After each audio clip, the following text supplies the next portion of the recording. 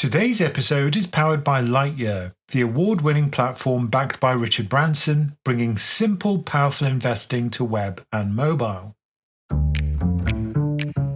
Welcome to Many Happy Returns, where we aim to make you a better investor. I'm Roman. And I'm Michael. The world order is being shaken to its core. Old alliances are fracturing, trade wars are escalating, the US economy is faltering, and Europe is rapidly rearming. With markets in turmoil, I want to know, how can we invest amid all this uncertainty? And in today's dumb question of the week, we ask, what is the Mar-a-Lago Accord?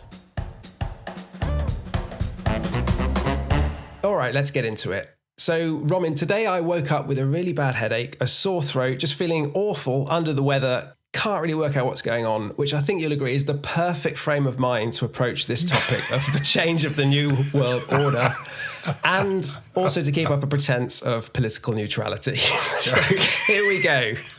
Let's start with Ukraine, because since we last spoke, a lot has changed there. Yeah, it's hard to kind of capture how large the change is, because as we went from a Biden presidency that was supportive of Ukraine almost unconditionally, we've gone to a president which essentially has sided with Russia to a large extent and actually said that it's easier to deal with Russia than it is with Ukraine, for example. And of course, they've paused all military aid and they've stopped intelligence sharing, and kind of facilitated a Russian offensive at the moment. Which the Russians obviously have taken advantage of. And of course, this is going to make other countries, which potentially are supposedly under the umbrella of US defense, under NATO, question whether really they will be supported if they do get attacked by Russia, say. And I think Europe has definitely woken up and realised that this is the moment when they have to enforce their sovereignty and be able to protect themselves. So last week we saw huge announcements, like massive sea changes. So Germany, which has had this constitutional debt break, which enforces a kind of balanced budget, they basically tossed that aside and said defence spending is not going to count towards the debt break anymore. They also unveiled a package of 500 billion euros worth of infrastructure investment. And then later in the week, the EU did similar, unveiling an $800 billion package for defence spending, 150 billion of which was cheap loans, and the rest was kind of loosening its own fiscal rules so member states can spend more on rearming. So this is interesting because I think some positives have come out of this, which is that Europe is spending more on defence. It's finally been forced to realise that Russia is now much more aggressive in terms of its stance with its neighbours, and it hasn't actually come to an all-out shooting war with Europe, at least not yet, but we have to prepare for that in order for it not to happen, which is one of the ironies of planning for these awful eventualities.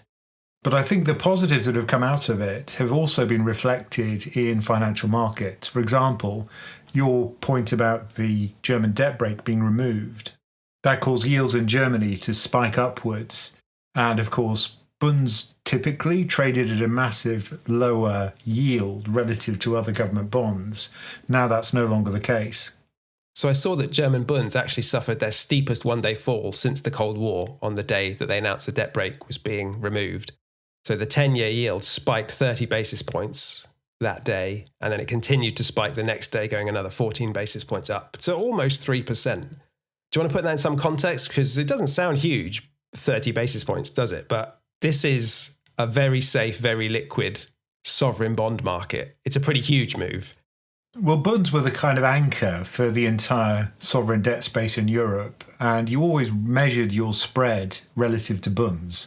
So you'd look at gilts versus bunds, French bonds versus bunds, and so on, or Italy versus bunds. And the bigger that spread, the more worrying it was for your country. Well, guess what? That's no longer the case. So I'm not sure what the new standard will be. I mean, the yield on bunds is still below every other country in the EU, I believe, just by less than it was. It's still below treasuries in the US, it's still below gilts. But there's going to be higher growth, presumably. There's going to be presumably higher inflation than there would have been in a counterfactual scenario. Yeah, the longer end of the curve, certainly. I think people will be pricing in higher growth for Germany, and that's going to push up yields. And of course, this is going to be positive for equity markets as well, because for those particular companies which are involved in defence, there's been a massive surge already. So, for example, if you look at Rheinmetall, which is a European arms manufacturer, that was trading at about 600 euros 6 months ago. Then it peaked at about 1,200 euros recently. So a doubling in the share price, which is, of course, very unusual. And in fact, pension crafters were talking about a pie that they could create, which would buy European defence companies. And that's done very well. And I think that trade probably still has further to run, although, of course, the valuations are now much higher. Some of the valuations are ridiculous. Like Rheinmetall is actually the best performing stock in the MSCI World Index this year, up more than 90% since the start of the year.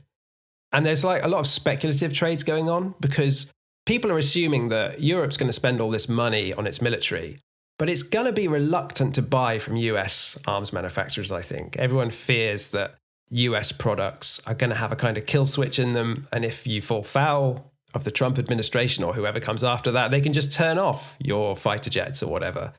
So people are looking at it and saying, what do we buy from the US currently?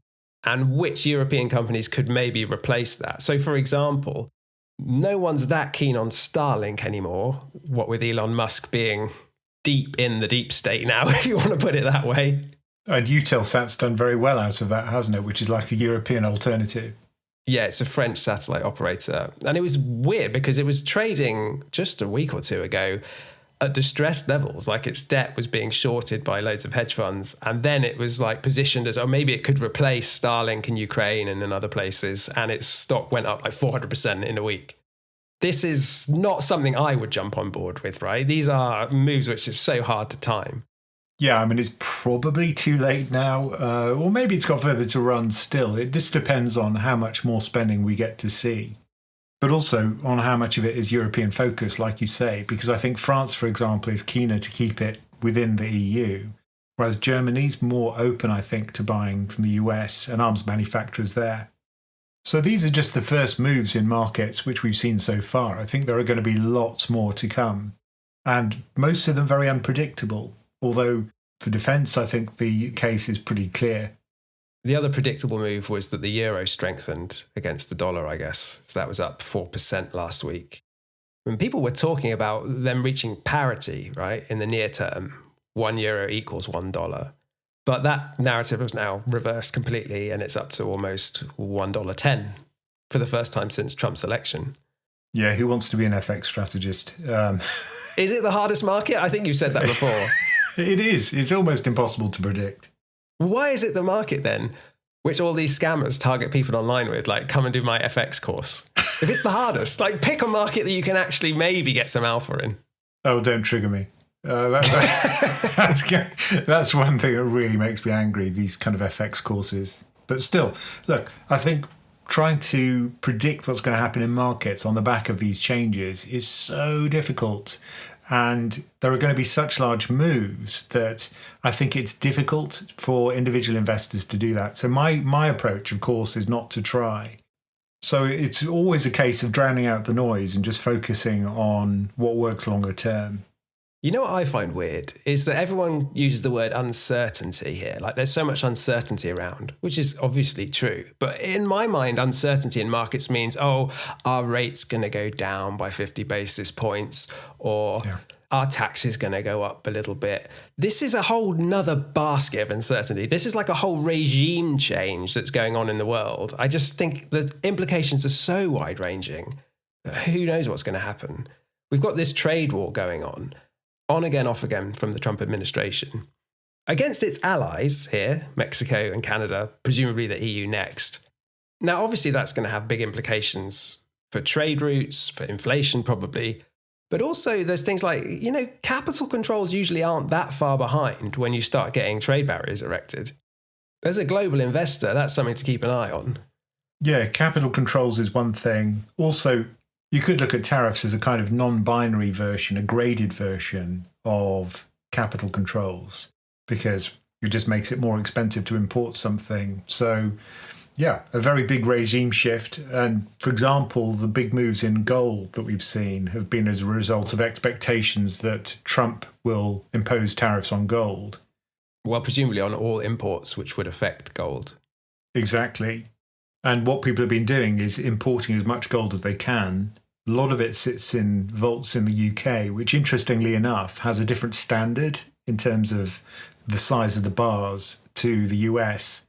So in the UK, we have a standard of 400 troy ounces for each bar. In the US, they've got 100. And you can't just melt it down in the UK and ship it to the US. You have to ship it to Switzerland, and then they melt it down, and then they ship it to the US. So it's such a convoluted system. I mean, it's a great arbitrage, but I don't know if I could be bothered with all of that. I guess if you're an investment bank, you'll do it for a few basis points. Stick the kids in the car, gold bars in the back. Daddy, where are we going? We're going to Switzerland, dear. Well, the Bank of England couldn't get the gold out of their vaults fast enough, could they? But it's a strange symptom of a wider problem, isn't it? Which is that the Trump administration seems to be going extremely isolationist, both in sort of defense terms and geopolitics, saying to Europe almost, you're on your own. But also in terms of trade, they always talk about it in the context of reshoring manufacturing and bringing jobs back home and things like that. But let's be clear, it's trying to break trade barriers and make the US stand on its own, really. It's almost like they're erecting their own kind of iron curtain. Now, I guess Trump would call it a golden curtain or something, right? But it's a strange situation to be in. And I think, like COVID, we're going to see all of the interrelationships suddenly become apparent again. For example, energy transport across the Canadian border. A lot of US cities and a lot of Canadian cities depend on that easy transportation of excess capacity and energy generation across the border. And if that shuts down, it's going to be a problem heating houses. So these aren't minor problems. These have major consequences. I saw that in his shareholder letter last week, Warren Buffett said that tariffs are an act of war to some degree. And I kind of think he's right. Like, these things escalate. And then if a country doesn't hold enough cards, to use Trump's terms, in the trade domain, then it goes into other domains, doesn't it?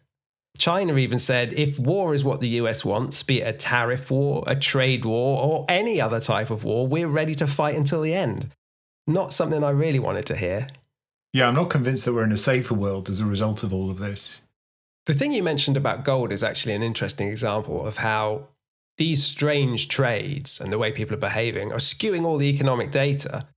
So what we've seen is that US companies are acting rationally and are importing as much as they can now before tariffs come into effect, stockpiling effectively. So the trade balance is going even more out of whack, at least in the short term. And then that is kind of affecting a lot of the economic indicators that people look at. So I noticed that GDP now, which is the Atlanta Fed's model of what GDP is going to be in the next quarter, has just like fallen off a cliff. But it's because of these kind of weird technical moves, how it's calculated. I think part of it is due to the way that the data comes into GDP now. For example, the trade difference updated more quickly than things like investment and consumption. Now, what you would expect is that investment and consumption would go up at the same time as those imports increased. But that data may be delayed. So I think the impact that we saw on GDP now, which is a shift into huge negative growth, is unlikely to persist once we get that update in the data. So 4 weeks ago, GDP now was projecting 3.9% growth for the first quarter this year. Then 2 weeks ago, it fell to just 1.5% growth. And then now it's forecasting minus 2.8% growth, which is, deep recession. Now, I think GDP now is just broken. But then other indicators are also showing a weakening. So the Federal Reserve's Beige Book has a survey of economic indicators, and that suggests that growth is going to stall, but probably not go negative. Alternative forecasting models from the Atlanta Fed themselves show the same. And also the vibes have shifted. I know we're a big fan of vibe sessions here, but consumer sentiment is really falling fast now. And inflation expectations are rising. So they jumped from 3.2%, which is what consumers are expecting inflation to be over the next year, to 3.5% in just a month. That's a really big pickup in a month. And things like the surprise index from Citi, which looks at whether GDP prints, consumer confidence prints, inflation prints are above expectations or below. And then if it's a positive move, it goes up. If it's a negative move, it goes down. And that's been weakening quite sharply recently. So that in turn suggests that we may see a weakening of growth in the United States. The jobs numbers are more or less holding up. They came in a little bit below expectations last week, but not by much. So we're not seeing it in the hard data yet. But you can see that the Fed will probably hold off on further cuts. I think it's unlikely that they're going to do what Trump wants, which is to cut very aggressively. The mood music coming out of the Trump administration itself seems to have shifted. So it's less talk now of, milk and honey, everything's going to be amazing. And it's more a case of, well, we're going to have to suffer some short-term pain. Over the weekend, Trump himself said he couldn't rule out a recession. But if you listen to his Treasury Secretary, Scott Bessent, he was asked on CNBC about the potential for a recession. He said, "We're going to reprivatize the economy, and as we bring down government spending and get the private sector moving again, that may not be a perfect one-to-one ratio." So I think what he's implying is we'll cut government spending more than private spending will rise, therefore maybe we'll get a recession in the books. But you were talking about disruptions in the numbers. I think if they do lay off a lot of government workers, presumably that'll affect the employment numbers too. We may not have seen it yet, but I think we probably will. It's not a huge employer, it has to be said, the US government. It's surprisingly small as a proportion of the total, but it will have a marginal effect, I think. Weirdly, there's no sign that government spending is falling yet. It's actually still going up. And I think it's all a bit of a distraction, really. You see people like Elon Musk talking about how, or maybe we should just exclude government spending entirely from the GDP calculations, right? We just focus on the private sector. I can kind of see what he's saying, right? The government could just spend loads of money and it looks great. But when you look back through the data over the last few years, they track each other perfectly, right? If you excluded government spending, the growth rates in percentage terms would be pretty much identical. So you're not changing anything by fiddling the numbers in that way.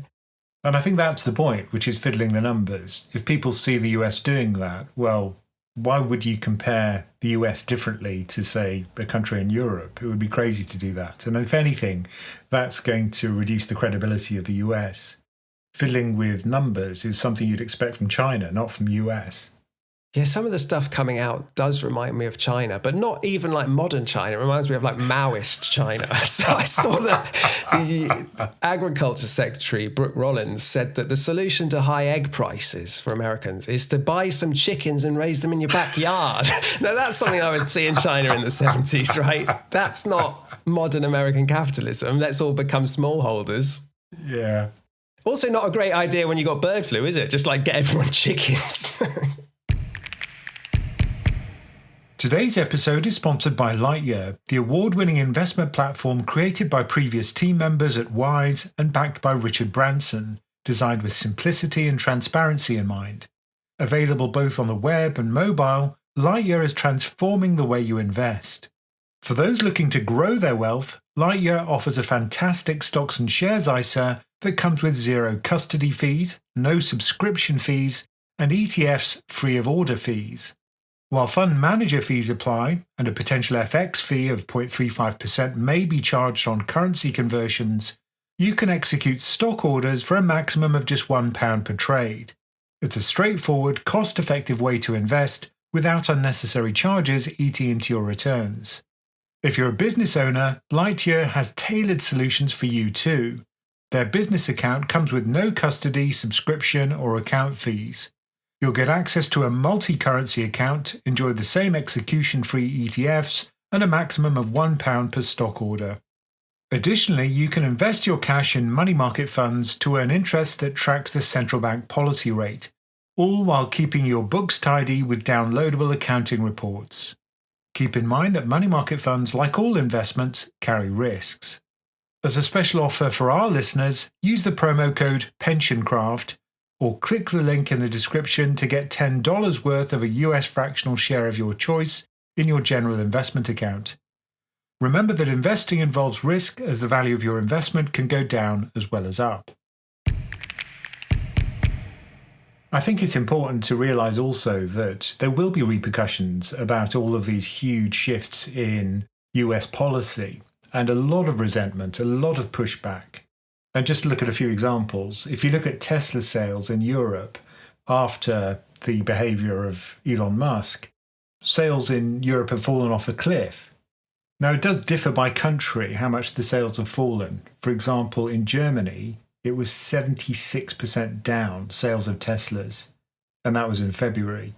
42% in Sweden, 48% in Norway. Clearly, people are upset about this, and it's affecting the brand. I've seen social media posts of Teslas being driven around with bumper stickers on the back which says, "I bought this car before Musk went crazy." Other changes, Canadians have been taking Jack Daniels off their shelves, and that's been a huge blow to Jack Daniels. Well, they said it's a worse impact than tariffs, obviously, but I think it's only something like 1% of their global sales, so it's not in any way existential. But it's an indication, isn't it, of where sentiment is going. If you're talking up invading Canada or forcing them to become the 51st state, maybe they're not going to buy your spirits anymore. You can't crush their spirits. They're Canadians. But also, I think some of the repercussions will be bad for the US. And someone that's emerged as a kind of champion of Canadian strength, I guess you might call it, or at least the countermeasures, is Doug Ford, the governor of Ontario. So, for example, he was speaking to NBC's Meet the Press, and he said, "We'll respond strongly, and we don't want to. On the critical minerals, I'll stop shipments going into the US for nickel. It will shut down manufacturing." And of course, he's also the one talking about cutting off electricity flowing from Ontario to northern states in the US.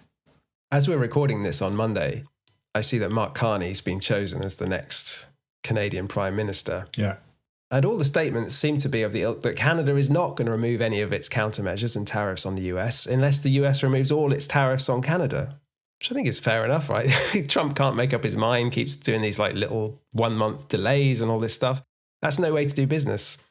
I think the big thing coming up is that the Trump administration supposedly is going to unveil tariffs on everybody around the world early in April based on what they determine to be tariffs and non-tariff barriers on US companies. That would seem to be the one in the diary which they're going to try and stick to, I think. But who knows? They can't seem to stick to anything at the moment. Hopefully it'll be more nuanced. So things like car companies exporting stuff across the border to Canada and Mexico, they should try and circumvent things like that. So I think what they'll probably create is some kind of tailored reciprocal trade duties. That's the plan, I think. So at the moment it's a kind of brute force thing and very crude. Maybe they'll fine tune it.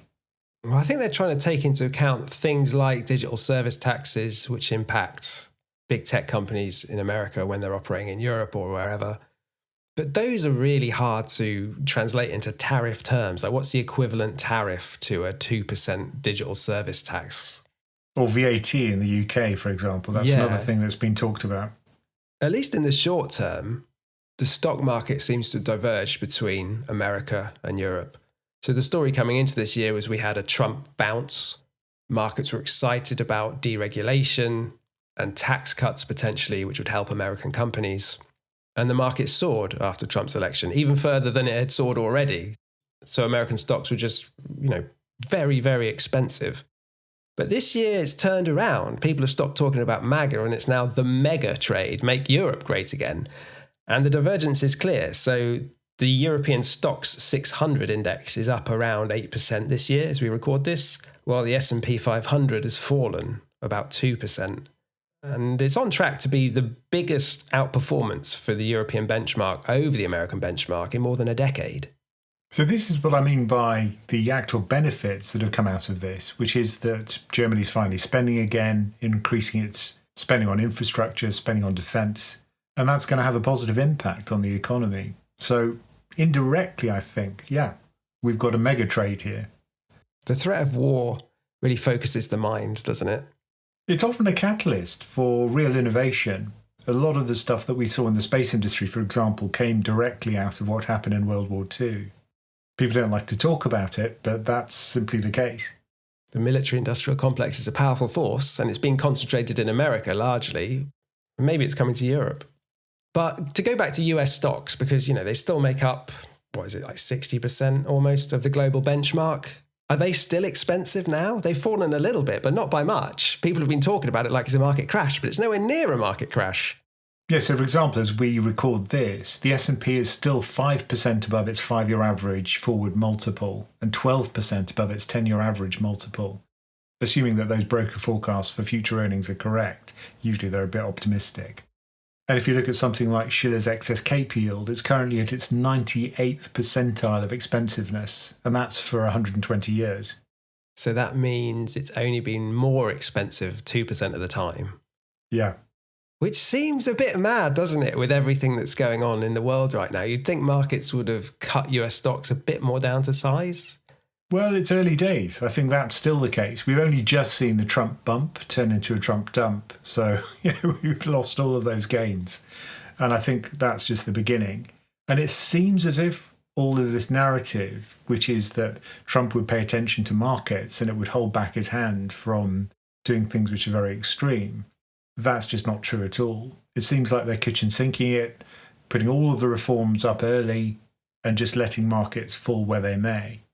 But they haven't fallen that much yet. So maybe they just haven't fallen enough to get him to change his mind about how he's conducting business. When he addressed Congress a week or so ago, he said, tariffs are about making America rich again and making America great again. And it's happening, and it will happen rather quickly. There'll be a little disturbance, but we're okay with that. It won't be much. Yeah, and I saw other comments you'd made recently were that, there could be a recession, which is fair enough, I think, because they could. But I think the important point here is the reason why they're doing all these reforms is they think there'll be a benefit down the road, a longer-term benefit, and if there is shorter-term pain, they're willing to bear that, particularly early in the presidency. And let's face it, we're only 7 weeks in as we record this. It's mad, isn't it? It feels like it's been going on a year already. But what is this golden economy they're aiming for? Like, what are they trying to bring about and change? I think the plan, and I think it's pretty clear this is the plan, is broadly to make America great again. And by great, what we're talking about is some kind of misremembering of maybe the 60s, when America was seen as a huge global power. There was lots of optimism, manufacturing was strong. And this, of course, was on the back of the Second World War, which is always something good to remember. But really, it's about American dominance. I think that's what they want to reassert, whether it's in trade, whether it's in economics, whether it's in markets. But the fact is that was already the case, which I think is what really confuses people outside the US. What are you trying to achieve? Because you're already the largest economy in the world. Yeah, I struggle to really grasp it. It seems to me that Trump is aiming for a kind of self-reliance in America. He's obviously not a fan of any constraints on his power, right? Be that from other branches of the US government or the courts, or I think international trade partners and creditors. And I think in his mind, maybe it's not explicit, but he thinks, if I can weaken those links with international partners, then I can do whatever I want. Not to necessarily self-enrich himself or anything, but just because, he wants to be, I think, like a Xi Jinping or a Putin, where they have almost uncontested power in their country.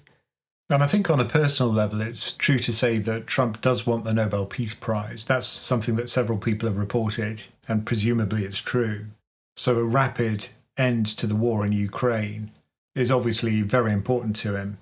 And the fact that Zelensky pushed back was clearly a huge affront to that goal, to get a rapid resolution. But a rapid resolution will come with potentially negative consequences. I think so much is hinging now on what will the resolution in Ukraine look like? Will it be a temporary ceasefire? Will it be a long-lasting peace? I think it's clear that Trump wants to remove sanctions against Russia, for instance, quickly. There's been discussions about US businesses going back into Russia already. But Europe's nowhere near that position. Europe's still debating whether to seize the frozen Russian sovereign assets and use them to fund the Ukrainian war effort. But I think the big question, even beyond Ukraine, is how committed is America now to European defense? I think we can assume not very. So there's a lot of talk about them not participating in defense exercises in Europe going forward. Elon Musk tweeted the other day that he feels the US should quit NATO. Now that, I think, would be a black swan, if you want to call it that. I mean, we can see it coming, so whether it's a black swan or not, technically, I don't know. But that would be a huge, huge change to the power balance in the world. And, of course, the other consequence is that any country with an army that has a grudge against its neighbours, who previously has an empire or had larger territory in the past. And here I'm thinking about China, maybe even Turkey, the Ottoman Empire, or Iran, the Persian Empire. If these people... Don't leave us out of it, Roman.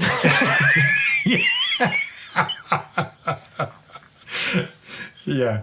But if they see that this has essentially worked for Putin, well, we're going back to what we saw in the 19th century, which is just carving up the world for the strongest armies and the strongest countries. And the smaller sovereigns just become absorbed into these empires. And it would be awful to go back to that. I thought that wasn't the new order. I never thought I'd see that change in my lifetime. Yeah, I completely agree. That would be disastrous. Like the post-World War II order is defined by the fact that sovereign borders are immutable, supposedly.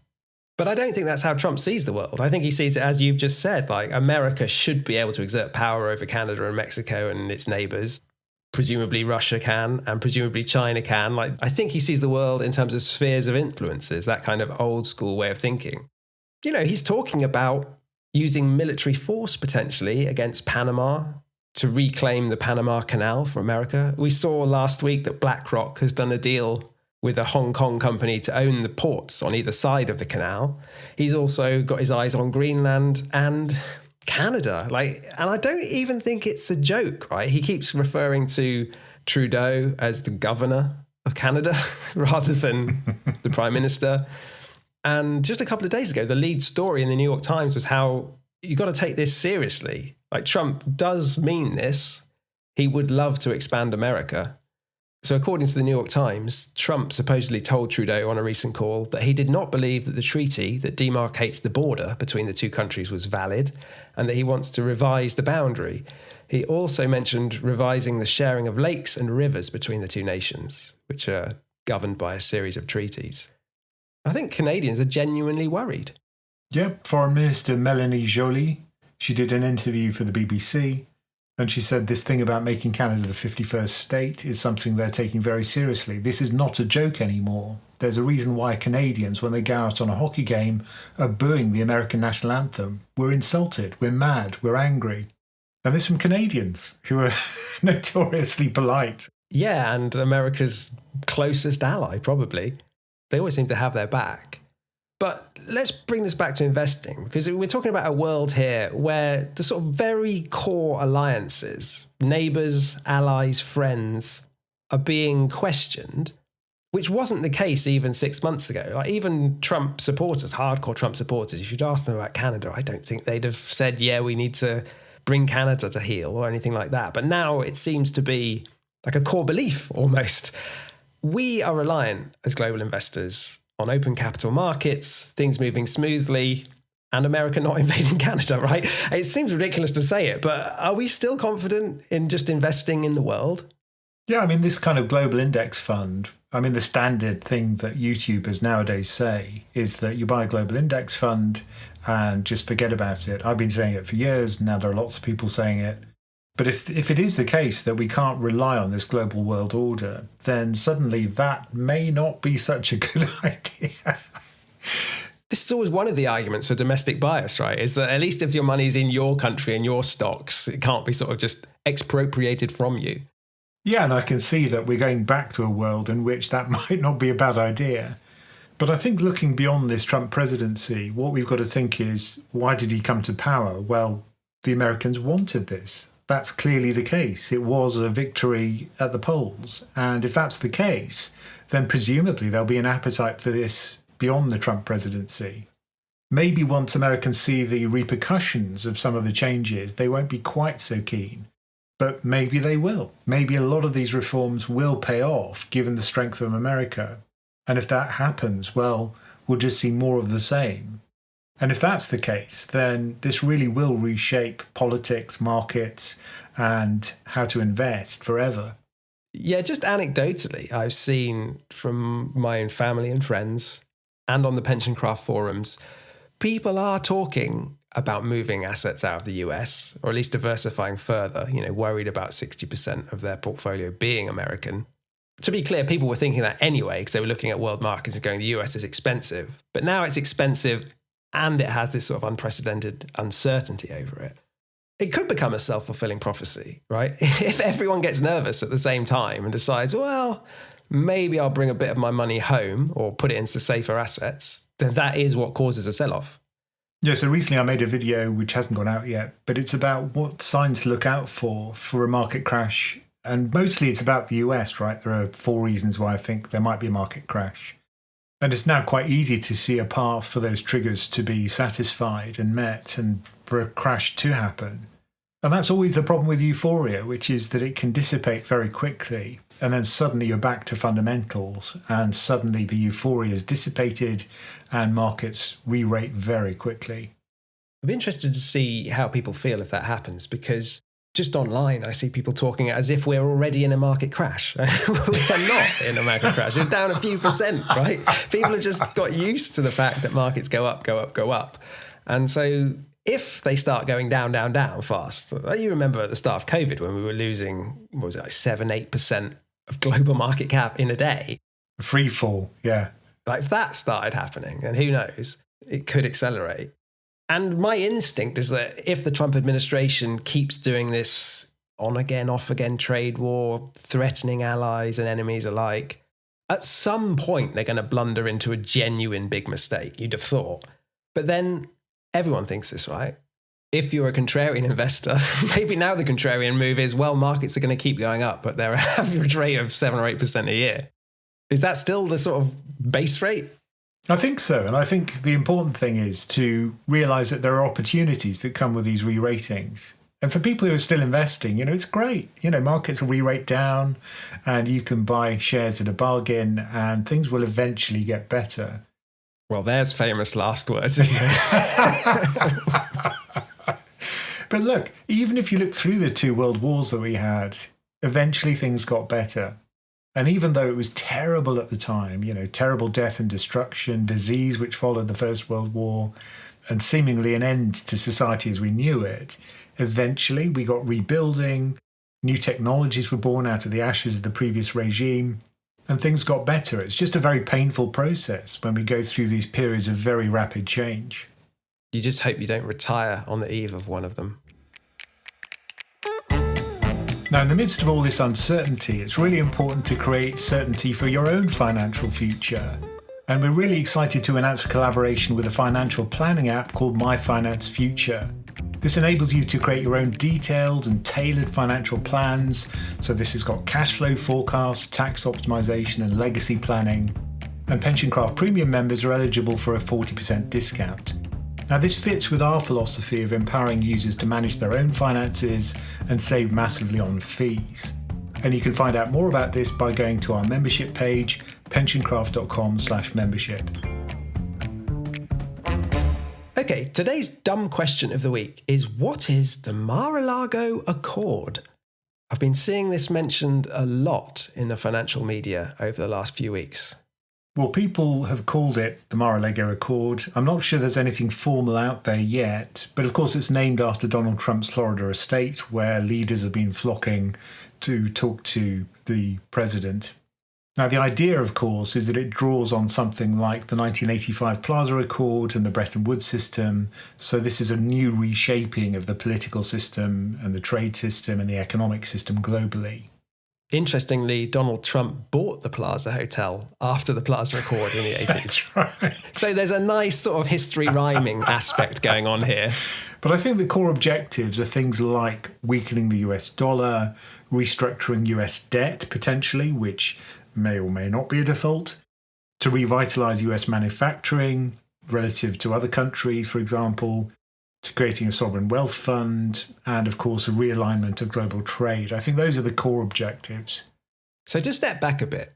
The context for this, I think, is that the people around Donald Trump, the economists and the advisors, tend to think that the status of the US dollar as the reserve currency of the world and the primary trading currency is a double-edged sword for America. It gives it a lot of power, but also it leads to a situation where the US dollar is arguably overvalued compared to other currencies, which hurts American exporters.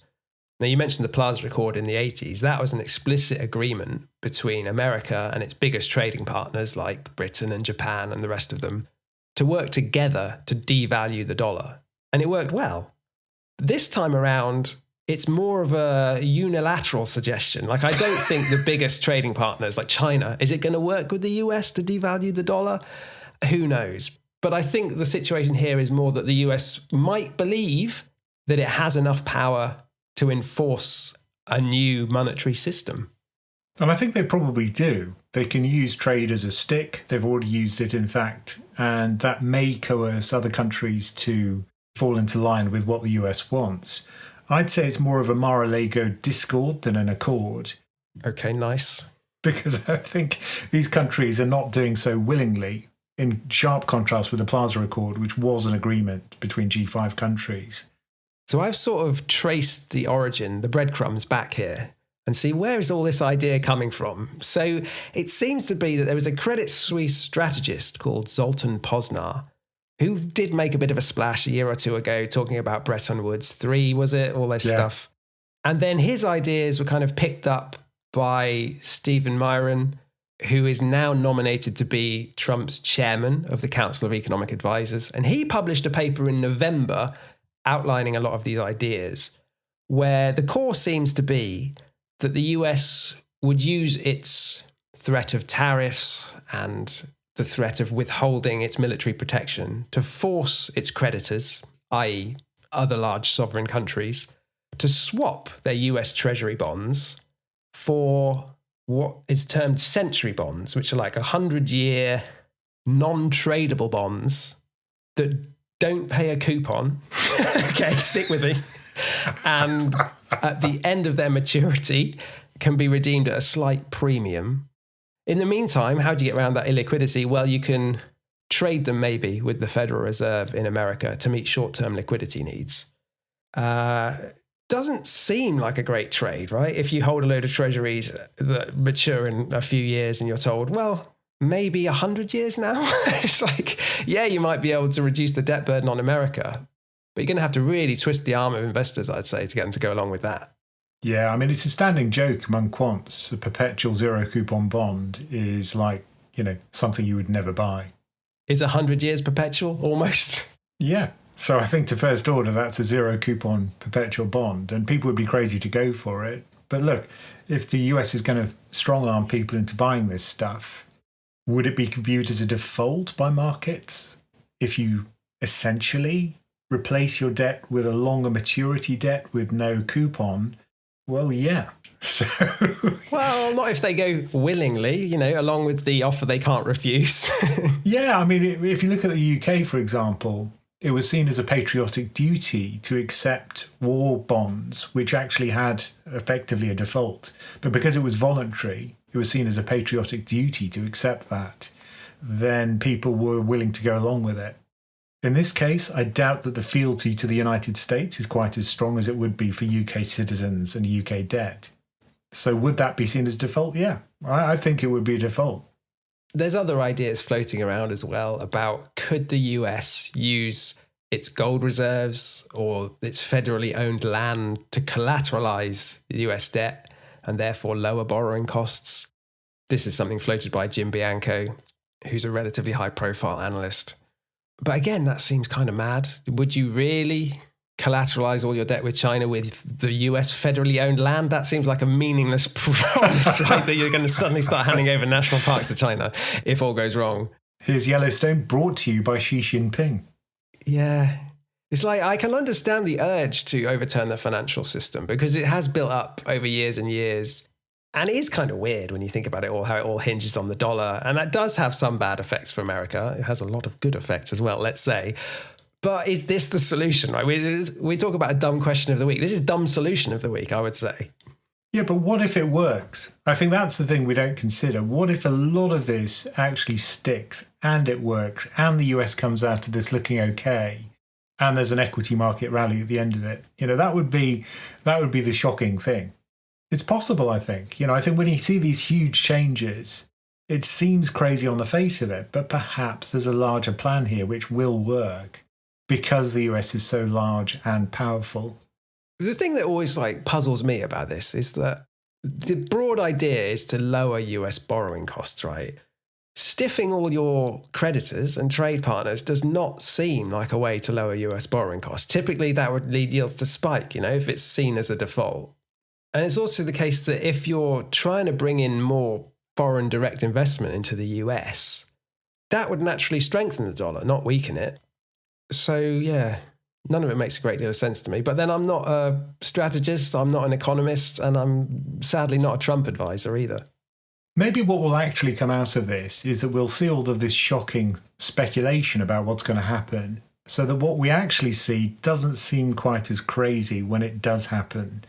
And ultimately, we just kind of muddle our way through it.